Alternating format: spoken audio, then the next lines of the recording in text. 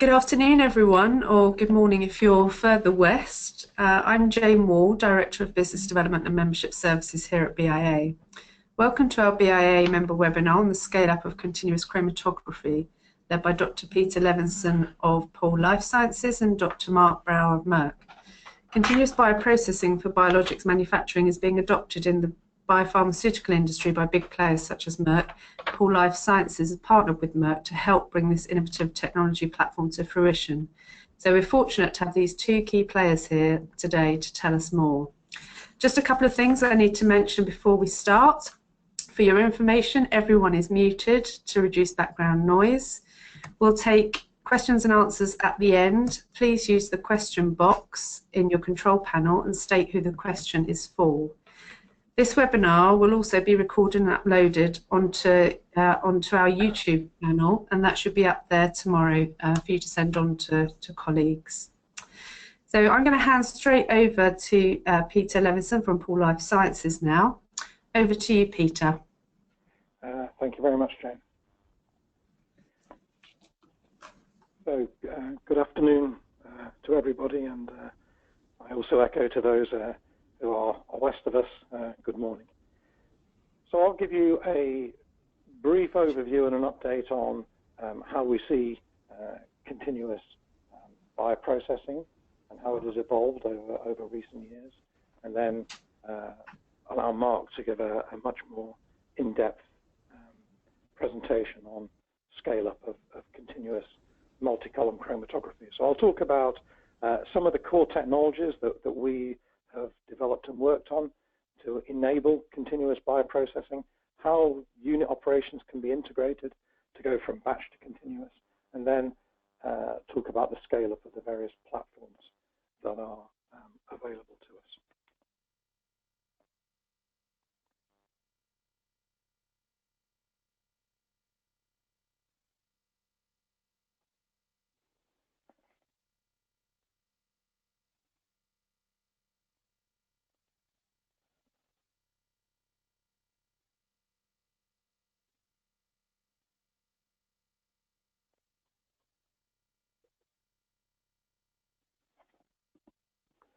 Okay, sorry about that. The slides weren't moving. So there's been widespread acceptance and use of single-use technologies over the past 20 years or so. And this has really underpinned the movement to move from batch downstream processing through to continuous. And if you look at this slide, you can see that we've evolved from single-use filtration, single-use chromatography, through to various biocontainers, sterile connectors, bioreactors, multi-column chromatography, clarification. All of these established single-use technology which can be leveraged to facilitate continuous manufacturing. And continuous processing has been used in many industries for quite a number of years. The glass industry, petrochemicals, automotives. Many of these industries have moved from traditional batch processes to continuous with this concept of one-piece flow. And building of a car is an example, where you start with the various components and you gradually move through the production line, and a car drives off every minute or two. And this has been really pioneered very much by Toyota and the concept of lean manufacturing and reduction of waste. And there are a large number of wastes in manufacturing. We see them in pharmaceuticals as well as other industries. And if you can eliminate the waste, you can operate in a leaner mode, and that has been demonstrated to give higher quality and productivity, typically within a smaller footprint. And this is how we see continuous processing. And now if we look at the current batch process, and in the top panel here, we've got cell culture, clarification, typically centrifugation, followed by depth filtration, a series of capture and polishing chromatography steps, and then the UFDF stages, a fairly conventional method of purifying a recombinant biological molecule. And if we go to a continuous process, we're using the same basic unit operations. We have cell culture, we have clarification, we still do the chromatography, but we'll now do it in a continuous mode, and we can do the UFDF in a continuous mode. And the beauty of continuous processing is that we still use the same filters, the same buffers, the same chromatography media that are used in batch. All you're doing is doing the process in a slightly different way. And I would refer to it as an evolution rather than a revolution. And there are concerns. There are concerns from the regulators. Is this a step too far? This slide is one given by the FDA in August last year. And you can see that they are supportive of continuous manufacturing as much as they can be. Janssen Pharmaceuticals, there was a process licensed last year, which was a batch process that has now moved to continuous. So the regulatory authorities are warming to the technology and the processes, and they are now attending and presenting at various conferences and events around the world. So our journey to move towards continuous processing has really been underpinned by three core technologies. A technology based on acoustic wave separation that we have licensed from a company called Flow Design Sonics that enables us to do continuous clarification of cell culture. Multi-column chromatography using the BioSMB technology that we acquired from a company called Tarpon Biosystems, and that has a multi-column valve cassette that is single use. Mark will describe it in much more detail soon. And then the final area is continuous filtration, where you can use single pass tangential flow filtration to do both UF and DF steps.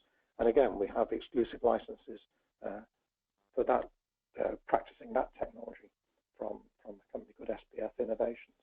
So these three core technologies can be used to enable you to do continuous processing. And in order to demonstrate it can be done, it's very easy to talk about it, but the real proof is in seeing it. So we constructed a laboratory in our Westborough, Massachusetts facility. This is a photograph of it. This lab contains all the components and equipment to go from cell culture through clarification, through the capture chromatography, virus inactivation, through polishing, through concentration, diafiltration, and final sterilizing grade filtration. The dimensions of this lab are 6 meters by 6 meters, so it's a 36 square meter laboratory. And about a year ago, we were pleased that we could make just over 2 grams an hour of pure monoclonal in there, so around 50 grams a day. Well, since then, we've intensified it. We're now able to produce in excess of 100 grams of monoclonal in one day in this small laboratory. And 100 grams is quite a significant number because you're now moving into the realms of the amounts of antibody that you may need for early stage clinical production, all within this very small footprint. And we've presented this data at various conferences, but just to give you one snapshot of it, this was the trends of the critical quality attributes when we did produce the 100 grams of antibody. So you can see in the top panel the host cell protein, big reductions with the protein A step, and then more reductions with the anion exchange polishing step. Aggregate levels were reduced down to acceptable levels, and we were able to produce in excess of 100 grams of antibody in just under 21 hours. So it can be done in this very, very small footprint. So the question that we then faced was, how far can continuous go? It's one thing doing things on a laboratory bench, but in order for it to be continuous bioprocessing to be fully adopted and accepted within the industry, then we need to be developing and introducing large-scale GMP-compliant systems. And we have a lot of experience in scaling up filtration technologies and membrane chromatography. But how do you scale up the acoustic separator for clarification, and how do you scale up the multi-column chromatography system for purification and polishing? So just to give you a flavor of it, this is data which we've generated on scaling up the clarification. So the benchtop system operates at 4 liters an hour. We made a prototype chamber which clarifies at 11 liters an hour, and the chamber that we're going to go into production with operates at around 50 liters an hour. And these can be manifolded together both in series and parallel to give you much higher flow rates to enable you to process the contents of a 2,000 liter single-use bioreactor within 6 to 8 hours, something of that order. And then scaling up the multi-column chromatography, and this will be the subject that Mark will discuss in much more detail. But so this is the BioSMB process system. It is the big brother of the BioSMB PD system, and this is a system which will operate under GMP conditions and will operate at up to 350 liters an hour. And that we introduced in October last year.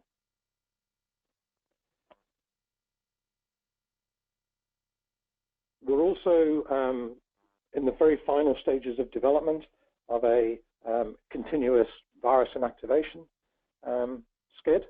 I say continuous, it's semi-continuous. We have two mixing tanks, one which is filling while the other one is undergoing an acid hold. But with this system, we will be able to hook it onto the end of the capture chromatography step, and then the output of it going on to the polishing steps. And this system we will have on show at the BPI conference in Boston in the end of September this year. And then the final area I just wanted to share with you is really what our pipeline of products is like, and the sort of commitment that we've shown already and where we plan to go. So we have the benchtop Cadence acoustic separator available today. The full-scale GMP system will be launched before the end of this year. We have the BioSMB PD and process systems already available. The virus inactivation skid will be available again towards the end of September. We have a new range of virus filters that we introduced last year, which perform very well in continuous mode. We're developing an acoustic wave separation system for clarification of diffusion culture, and the benchtop system will be available later this year. We have single-pass TFF and a product called the inline concentrator, which will do concentration continuously, and we have developed an inline diafiltration filter, and that we've done extensive beta testing with over the last 12 months or so, and that will be commercially available again later this year. And we still have more to go. We will still be introducing other technologies, other products for fusion applications, as well as working hard on process monitoring and control, automation and validation support. So with that, I'm going to hand over to Mark and let him speak in detail about the scale-up of the BioSMB process. So thank you.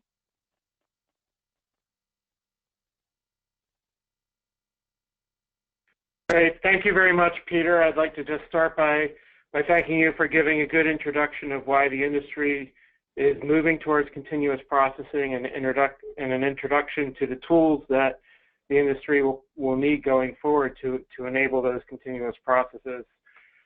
Today, I really want to get up into the scale-up of continuous chromatography, 1-unit operation, using the Cadence BioSMB process scale system, and really comparing that to small-scale laboratory experiments and showing the scale-up path of continuous chromatography.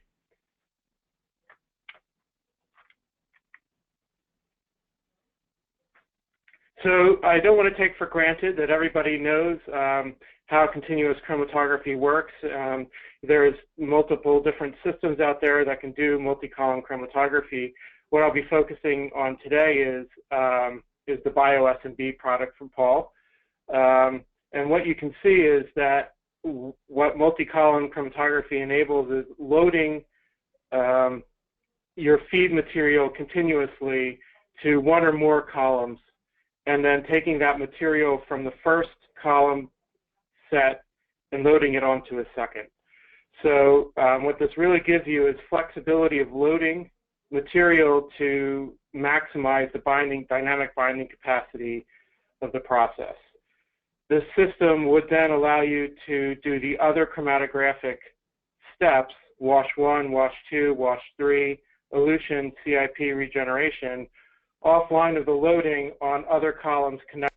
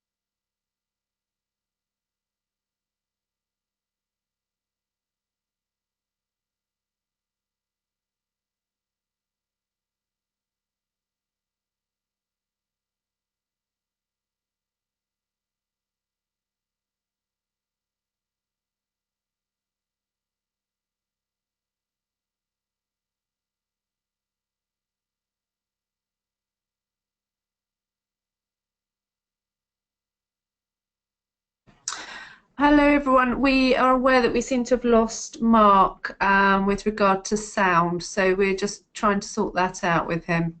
Thank you.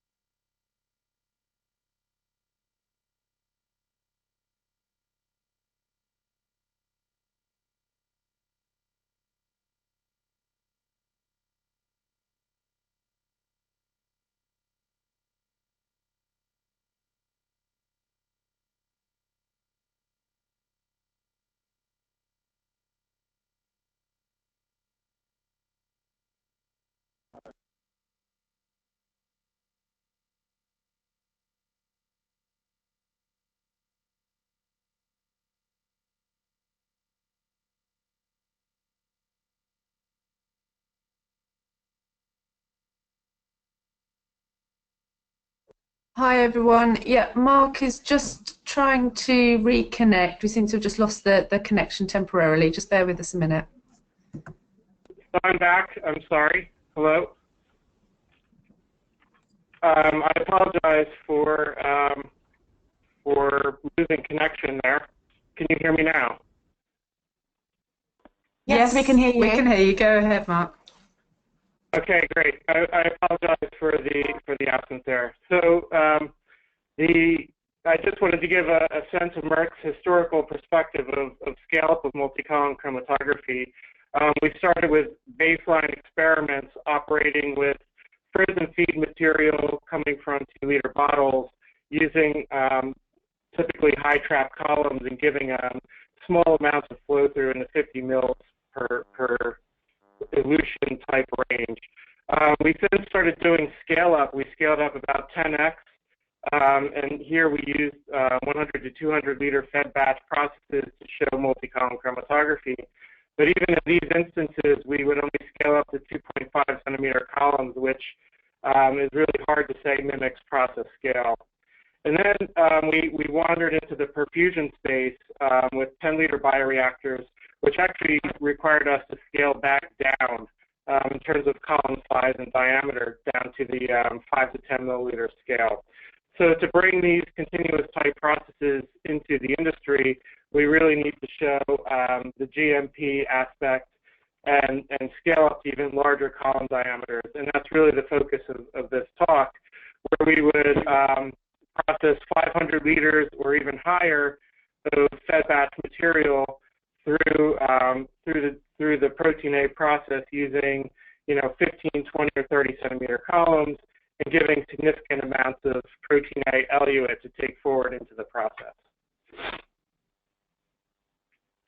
So again, the purpose of this is to really test the scale up of multi-column chromatography and compare that with PD scale results and to gain actual operational experience with process scale equipment.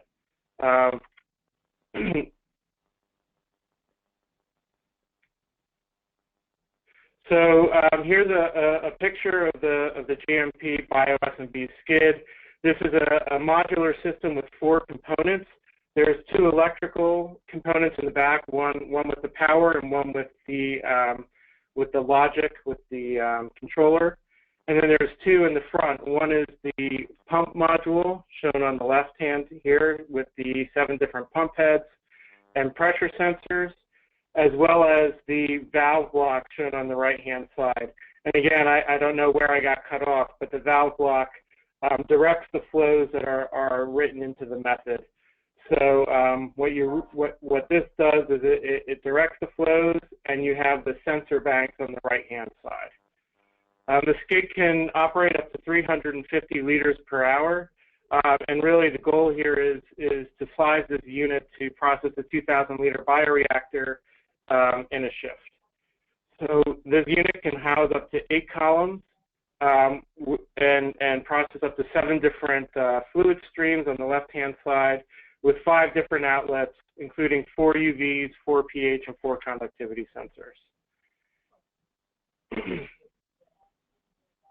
And here's at the close-up of that valve block, which really is the heart of the unit. So on the left is the Cadence BioSMB PD, showing the valves in the dark orange circles.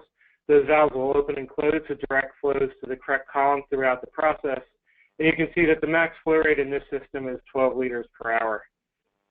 On the right-hand side, you see the valve cassette with very similar geometries in terms of the valves, but much bigger flow path to allow for higher flow rates.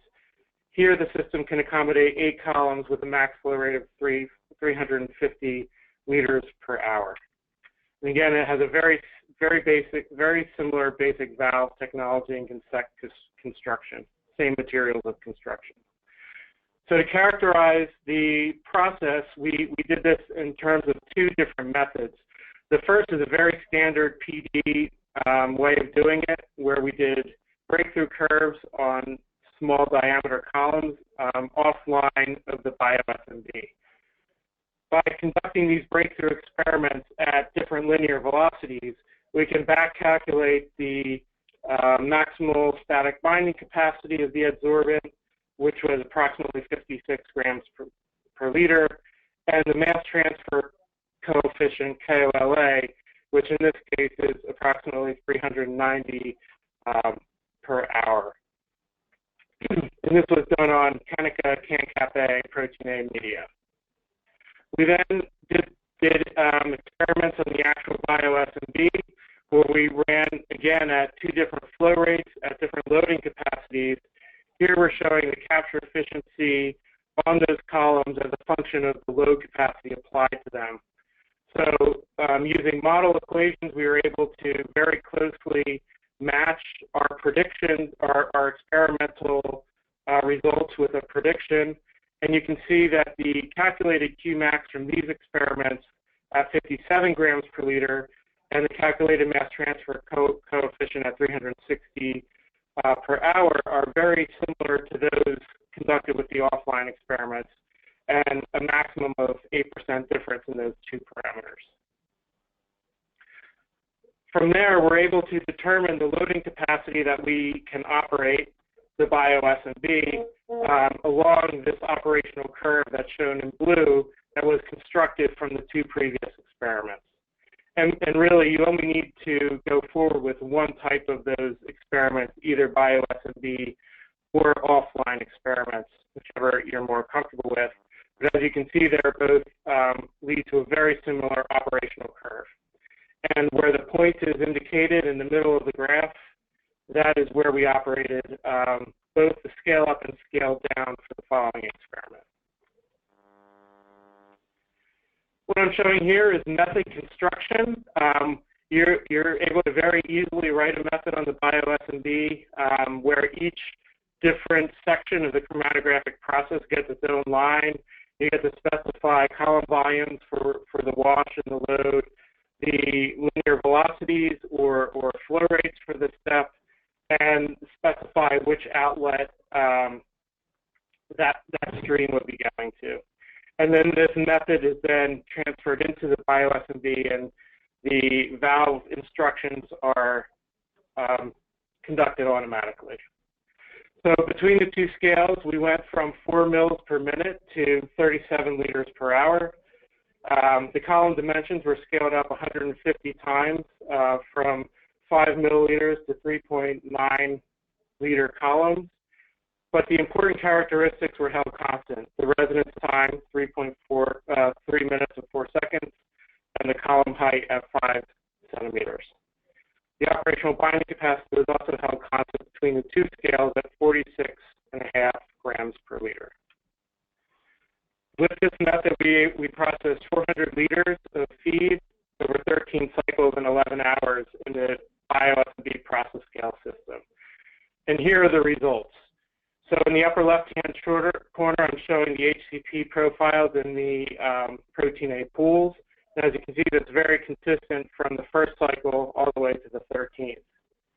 In the second panel, I'm showing the DNA clearance, with the exception of, in addition, the blue rectangles represent the BioSMB process data, and the Cadence BioSMB PD scale data is shown in red. And again, the feed for both of these come from the same batch.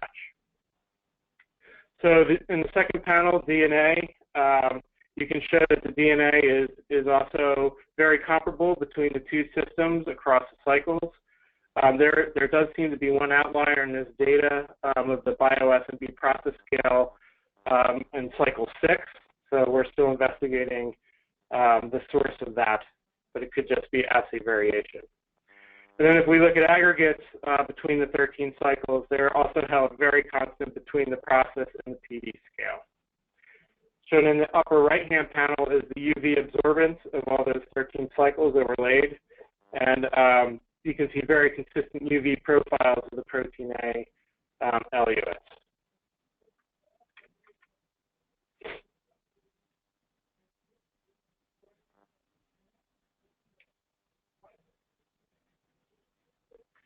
And then we wanted to look a little bit at the individual column performance, since we were using 5 columns in this particular method. If you look at them, we have the typical column characterization methods, such as the normalized number of plates, theoretical plates. So those are held very constant between 2,500 and 3,000.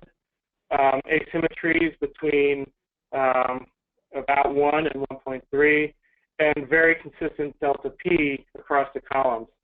The second two columns, the last columns in this table represent the volume of the protein A pool coming off of each of these columns. In one of the cycles, each of these columns were fractionated, and the concentration of the monoclonal antibody in these fractions was very consistent between each of the columns. Most of them at 13.4 grams per liter, and there was one column that showed 13 grams per liter.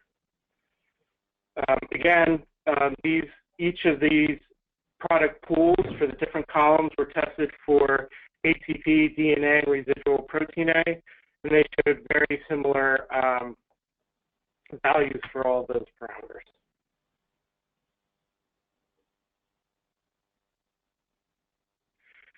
So finally, I just wanted to show a comparison of the batch reference process to the BioSMB PD and the BioSMB process scale. Here you can see very consistent performance of the concentration between the two BioSMB processes, which are higher than the batch reference. Very comparable yield at above 97%, and similar aggregate levels held below 1 in all three of the processes. The DNA and ATP clearance, as shown in the previous slide, were very comparable to the batch process and within scales. The specific productivity of this step increased from the batch process at 16 grams per liter hour to 56 grams per liter hour for both of the BioSMB-based processes. And again, on the bottom, you can see the process parameters where we did the 13 cycles and 150 times scale up from 25 total mils of resin to just over 7. So in conclusion, in this scale-up experiment, we were able to generate 2.3 kilograms of total antibody from 400 liters of cell culture fluid at almost 6 grams per liter, in a total of 7 hours and 13 process cycles. Only 3.9 liters of protein A media was required for the separation. And I mean, just to note, this wasn't highlighted in the rest of the presentation, but we were operating at the very low end of the capacity of the Cadence BioSMB process system. We can easily operate up at 300 liters per hour if necessary for the separation. And again, we showed very transferability of the processes from the PD scale to the process scale. And all of this work, every piece of data in this presentation was generated within 3 weeks. So we were able to rapidly get the resin, get the columns, get the feed, and scale it up in a short time frame. And with that, I'd like to wrap up my presentation and take any questions that you might have.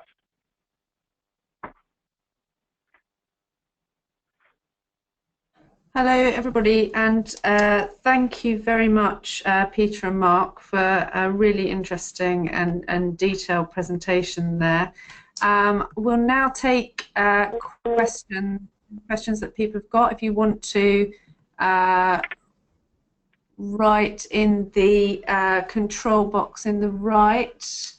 I do have a couple of questions here, and it's from Lindsay. In the elution chromatogram, what is the small pre-peak seen before the main elution peak? Yes, there is a small pre-peak, and we see those at both scales. What happens is the same channel is used for elution of all the different columns. So what you see there is a small carryover of protein between the last column and the next that gets held up in the UV cell. Okay, and another one from Lindsay. Did you make any changes to the ramp up or wash down cycles? So we did do, there's no change in the ramp up cycle, and there's no change in these methods to the ramp down. So we just did a flush with buffer in the feed to elute the columns. Sophisticated methods can be done and have been shown at the PD scale to streamline those methods, but this was just a first demonstration and proof of concept of scale up, and those were not applied to the process scale experiment. Okay, thank you. A couple of questions from Sebastian. Have you tried different purification skids at lab scale? Different purification skids. We've tried different purification modalities. So, for example, we've shown cation exchange chromatography and showed equal clearance of aggregates between batch and continuous processes. I think there is experience with different PD side scale continuous chromatography skids, but that's really not the thrust of this presentation. Okay, and another one, how difficult is it to handle manual intervention when cycling goes wrong? Yes, manual intervention is possible. It wasn't required in this step, but manual commands can be entered into the system. But again, we have very limited experience with the process scale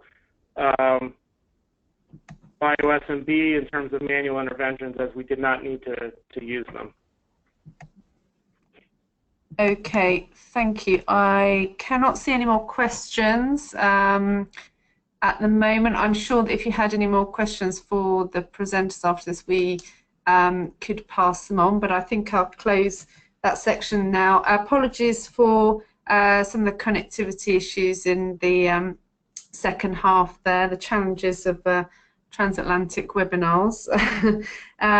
But thank you both to both our presenters, really interesting presentations.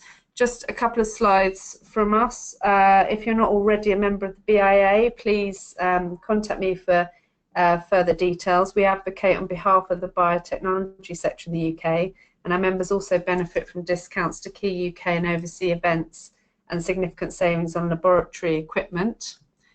Also, significantly, in terms of manufacturing, one for your diary, the 14th Bioprocess UK conference will be held in Cardiff this year on the 29th to the 30th of November. Make sure it's in your diary.